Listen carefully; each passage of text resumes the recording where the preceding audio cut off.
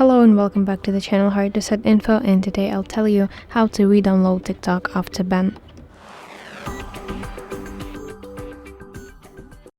It's very simple. All you need to do is open your App Store on your iPhone, and then at the bottom you see search section, and then at the top go to search box right here, type TikTok and basically find TikTok and tap download button.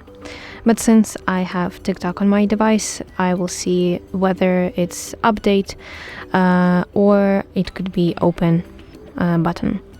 So you should see download button, press it, and download will be started. So that is it. I hope you find this video helpful, and if so, please leave a thumbs up and please consider subscribing to our channel. See you soon. Bye bye.